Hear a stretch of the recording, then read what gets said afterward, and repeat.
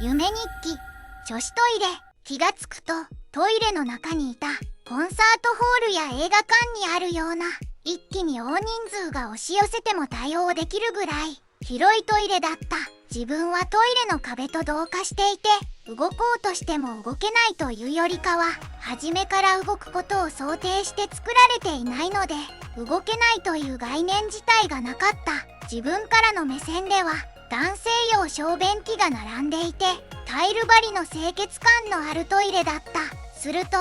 若い女性が入ってきて、当たり前のようにズボンを下ろすと、立ったまましょんべんをして普通に去っていった。しかもそれが1人や2人ではなく、やってくるのは女性ばかりで、駅のトイレのようにひっきりなしに入ってきてはタッチションスタイルで用を足して出ていった。自分はこの状況を見て、頭の中はクエスチョンマークでいっぱいだった。なので自分の近くに来た若い女性に思い切って聞いてみることにした。すいません、なんか皆さん男性用の小便器で用を足されてるみたいなんですけど、これってどういう原理でしてるんでしょうか？いや違うんです変な意味ではなくて、純粋にシステムが気になると言いますか、ちょっと自分の中にある常識とは違っていまして、純粋な知的好奇心で知りたいだけなんですと声をかけると、若い女性はめちゃくちゃ怖がってというばかりで、全然答えてくれず出て行ってしまった。かといって女性が用を足しているところをまじまじと見るわけにもいかないし、そもそも壁と同化していて体が動かないので、頭の中で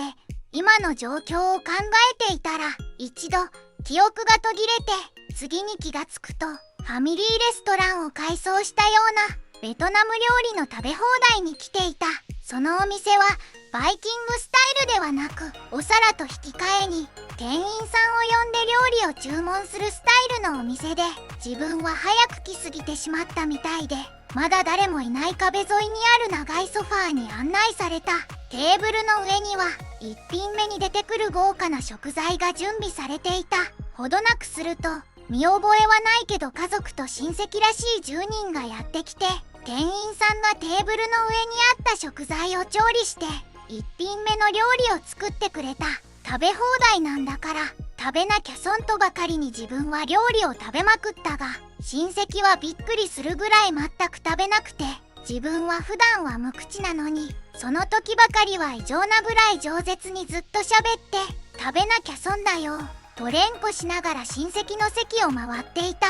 一段落して自分の席に戻り、生春巻きを食べようとすると、小学3年生ぐらいの男児が抱きついてきた。現実世界では自分に子供はいないけれど、どうもこの世界の自分の息子らしかった。息子は食べるのに飽きて、ファミリーレストランの入り口によくあるちょっとしたおもちゃコーナーで210円でクリアファイルを買ったらしく、自分に見せびらかしに来たようだった。でもそのクリアファイルにはキャラクターも何も書かれていない普通の透明なクリアファイルで、思わず自分はこんなの100円ショップに行けばシューマイ入りが110円で買えるのにもったいないと大人げなく言ってしまった。息子は悲しそうな顔をして、だってと言っていて、たかが210円ぐらいのことでこの子を傷つけてしまったと反省して、息子を抱き寄せて頭をなでなでしていたら目が覚めました。最後まで見てくれてありがとう。また見てね。チャンネル登録お願いします。